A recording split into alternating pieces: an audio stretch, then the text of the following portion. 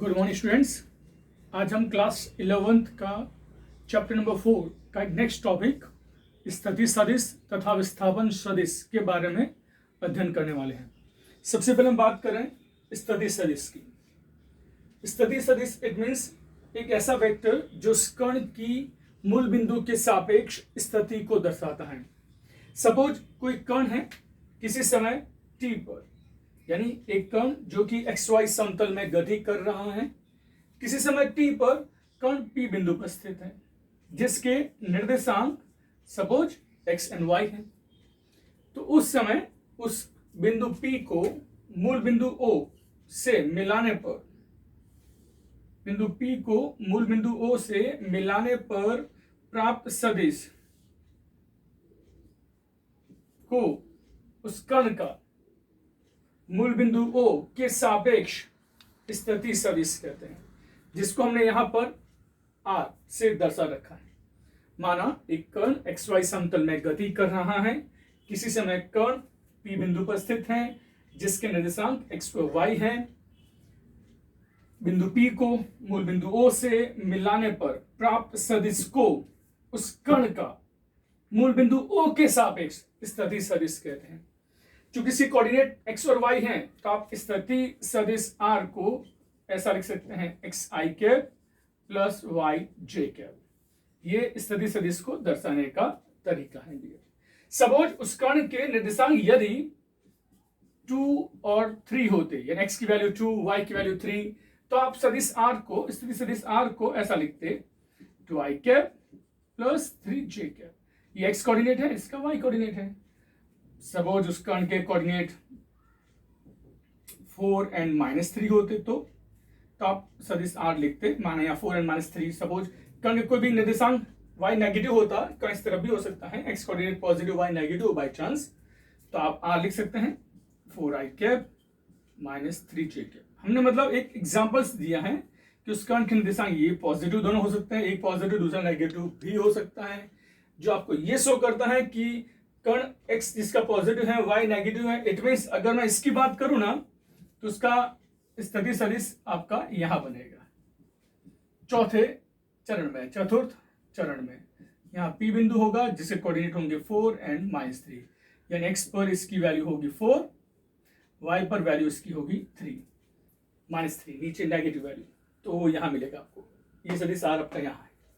अगर इस तरह की कोऑर्डिनेट है तो चौथे चरण में होगा वो। मुझे अब समझाना है विस्थापन सदिश।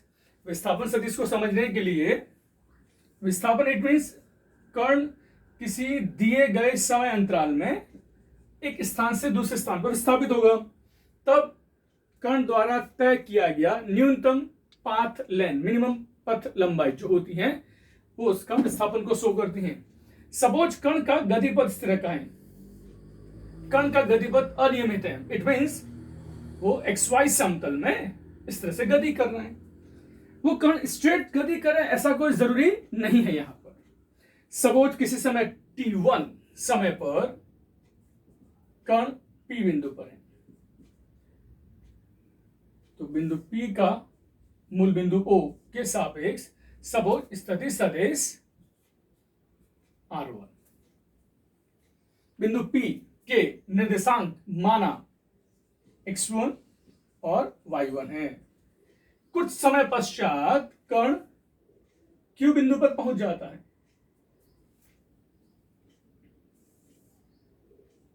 ओके, Q बिंदु पर पहुंच जाता है। समय सपोज t2 समय पर कण Q बिंदु पर है, जहां इसके निर्देशांक है x2 और y2। इस कण Q का मूल बिंदु O के सापेक्ष सपोज स्थिति सदिश है R2। तो विस्थापन सदिश क्या होगा? ये तो t1 समय पर स्थिति सदिश है, ये इसका t2 समय पर स्थिति सदिश है। कण इस तरह से गति पथ पे चला है, लेकिन जो न्यूनतम पाथ लेंथ होता है स्ट्रेट, इट मींस सीधा स्ट्रेट आप स्केच करें, ये हमारा विस्थापन सदिश डेल्टा। कण इस तरह से चला है, लेकिन विस्थापन सदिश हमारा ये न्यूनतम पथ लंबाई डेल्टा। जो विस्थापन सदिश जो होता है वो होता है सदिश R2 माइनस सदिश R1, अंतिम स्थिति सदिश माइनस प्रारंभिक स्थिति सदिश। अब आपको R1 R2 को मेंशन करना है। आपको मालूम है r1 के लिए कोऑर्डिनेट x1 y1 दिए हैं ना, तो सदिश r1 क्या हुआ, x1 i cap plus y1 j cap. सदिश r2 क्या होगा, इससे कोऑर्डिनेट कौन है, x2 y2, तो x2 i cap plus y2 j cap. इसके सदिश को दर्शाने का तरीका। अब आपको लिखना r2 माइनस r1, चलो फाइंड करेंगे हम। सबसे पहले r2 x2 i cap plus y2 j cap minus r1 ये तो दोनों नेगेटिव हो जाएंगे, minus x1 i cap minus y1 j cap. पहले हम क्या करते हैं, i कैप कॉमन ले लेते हैं, तो ब्रैकेट में क्या बचा, x2 माइनस x1। फिर आप ऐसा करो j कैप कॉमन ले लो, तो y2 माइनस y1 बचेगा। जैसे डेल्टा r क्या है, r2 माइनस r1, तो x2 minus x1 it means delta x i cap, y2 minus y1 it means delta y j cap. ये दर्शाता है delta x it means x दिशा में विस्थापन, ये y दिशा में विस्थापन, और ये टोटल आपका फाइनली इस तरीके से विस्थापन सदिश delta equal to delta x i cap plus delta y j cap. इस तरह से आप विस्थापन सदिश ज्ञात कर सकते हैं। अब हम बात करते हैं, जैसे हमें समय लगा t1 से t2, तो टाइम इंटरवल डेल्टा t कितना हुआ, t2 माइनस t1, ये समय अंतराल, ये हमारा विस्थापन। और आप जानते हैं विस्थापन और समय अंतराल का जो अनुपात होता है वो होता है औसत वेग। तो हमारा नेक्स्ट टॉपिक है औसत वेग, औसत वेग तथा तात्क्षणिक वेग।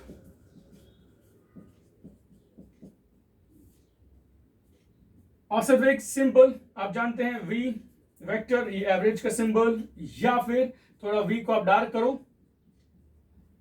तो सदिश बन गया, फिर इस पर बार लगा दो, ये या फिर ये दोनों राइट है डियर। तो हम इसको पसंद करना अभी, वो क्या होता है हमारा फॉर्मूला, विस्थापन और समय अंतराल का अनुपात।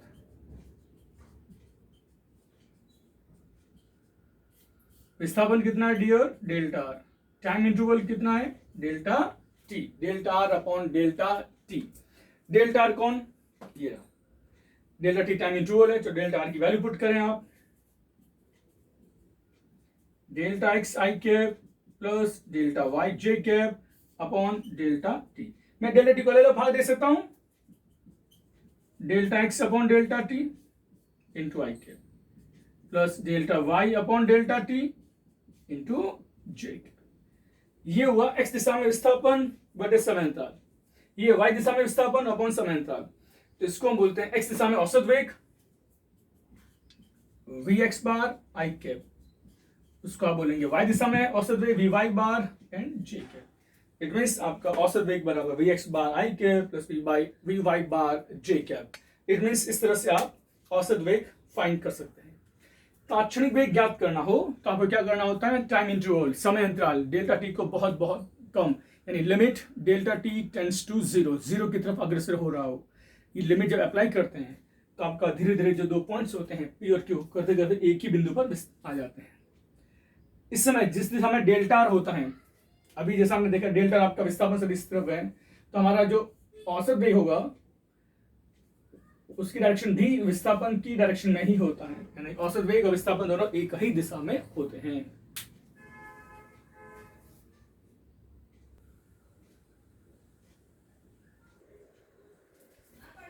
ओके डियर, अब हम बात कर रहे हैं तात्क्षणिक वेग की।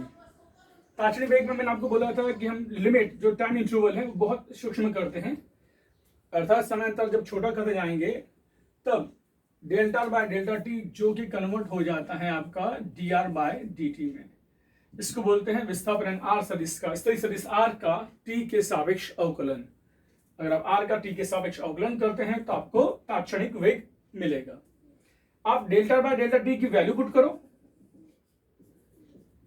उसकी वैल्यू क्या थी आपकी, delta x upon delta T I cap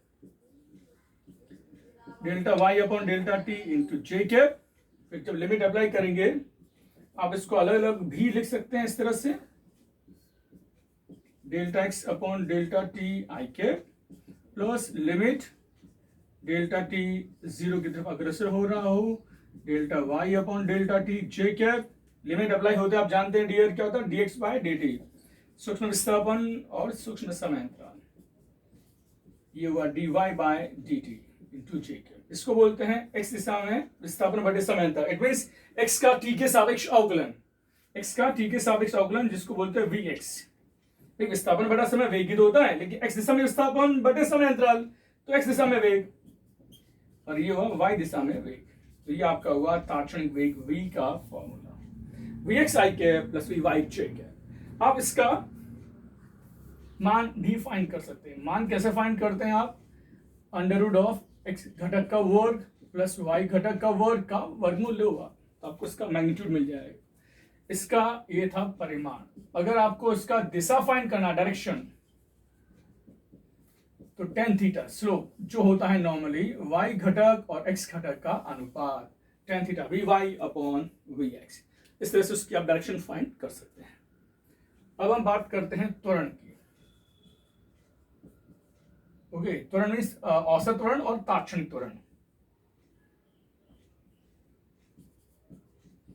पहले हम बात करेंगे औसत त्वरण की, फिर हम बात करेंगे तात्क्षणिक त्वरण की। सपोज एक कण एक्स वाई समतल में गति कर रहा है और उसका गति पथ है इस तरह का।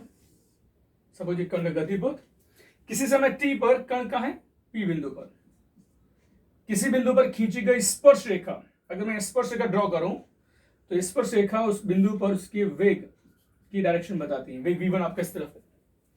कुछ समय पश्चात कण कहां पहुंच गया? यहां q बिंदु पर। या t1 समय पर p बिंदु पर था, t2 समय पर कहां पहुंच चुका है? q बिंदु पर। तो q बिंदु पर अगर मुझे वेग जानना हो तो उस बिंदु पर खींची गई स्पर्श रेखा उसके वेग की डायरेक्शन बताती है। ये v2 हमारा इस तरफ है। ओके, अगर मैं v1 को जैसे जिस डायरेक्शन में इधर स्केच कर दूं, ये v1, v2 आपका ऊपर की तरफ, इसको मैं इधर स्केच कर दूं, सपोज ये v2, तो वेग में परिवर्तन क्या हुआ? v1 से v2, तो आप उसको स्केच करो तो आपका ये हुआ वेग में परिवर्तन की डायरेक्शन डेल्टा v। जिस दिशा में वेग में परिवर्तन होता है ना, उसी दिशा में हमारा त्वरण होता है। यानी डेल्टा v जिस डायरेक्शन में है उसी डायरेक्शन में आपका औसत त्वरण होगा। ए त्वरण की डायरेक्शन वेग में परिवर्तन की दिशा में ही होता है। ओके, तो आपका औसत त्वरण means A average equal to delta v upon delta t, वेग में परिवर्तन अपॉन समय अंतराल। डेल्टा v जो हम पीछे सॉल्व किए थे डियर, आपको याद हो तो, जिसकी वैल्यू आपको ये था हमारा, जैसे v एवरेज था आपका फॉर्मूला, वेग में परिवर्तन means v2 minus v1 upon t2 minus t1, delta t it means t2 minus t1, जिसको आप इस तरह से सॉल्व कर सकते हैं। ओके डियर, फिर अगर मुझे तात्क्षणिक वेग फाइंड करना हो, तात्क्षणिक वेग, उससे पहले मैं v की वैल्यू पुट कर दूं। v कौन है हमारा? ये ना, vx i के प्लस vy j के। यहाँ v की वैल्यू पुट करो आप, तो आपको, चलो मैं यहाँ लिख देता हूँ सर, डेल्टा v हमारा vx i cap plus vy j cap upon delta t, तो delta vx i cap plus delta vy j cap upon में डेल्टा t। अलग अलग भाग दे दो, कर सकते हैं ना आप, अलग अलग भाग देके सेट कर सकते हैं। ये डेल्टा को अंदर एडजस्ट किया दोनों के साथ, delta vx upon delta t, त्वरण का x घटक, औसत त्वरण इन x डायरेक्शन, ये औसत त्वरण है y दिशा में, ये हमारा हुआ फाइनली औसत त्वरण ए एवरेज। अगर मुझे तात्क्षणिक त्वरण चाहिए तो सिंपल लिमिट अप्लाई कर दो। तात्क्षणिक त्वरण की क्या करते हैं आप? लिमिट अप्लाई करते हैं डियर। लिमिट क्या? Delta T tends to 0। अगर हमको तात्क्षणिक त्वरण यानी किसी स्पेशल टाइम, विशेष क्षण पर, किसी टी टाइम पर त्वरण की वैल्यू, तो आप लिखते हैं लिमिट डेल्टा टी 0 की तरफ अग्रसर हो, delta v bye delta T. आपको मालूम हो जब आप लिमिट अप्लाई करोगे तो उसको बोलते हैं dv बाय dt, v का t के सापेक्ष अवकलन। ओके, अगर मैं delta v bye delta T जो सॉल्व किया उसकी वैल्यू पुट कर दूं, क्या है हमारा वो, जैसे limit delta t tends to 0, delta vx upon delta t i cap plus delta vy upon delta t j cap, जो आपने यहां सॉल्व किया अभी, ये वैल्यू आपने यहां पुट कर दी। जब लिमिट अप्लाई करोगे तो ये बनेगा dvx by dt i cap plus dvy upon dt j cap. इसको बोलते हैं x दिशा में वेग में परिवर्तन बटे समय अंतराल, तो ये हुआ x दिशा में त्वरण ax i कैप और ये ay j कैप, ये हमारा त्वरण है। इसका मान फाइंड करना है मैग्नीट्यूड, तो square root of ax square plus ay square.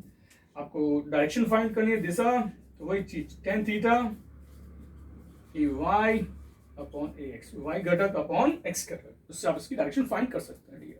ये था आपका त्वरण के बारे में जानकारी।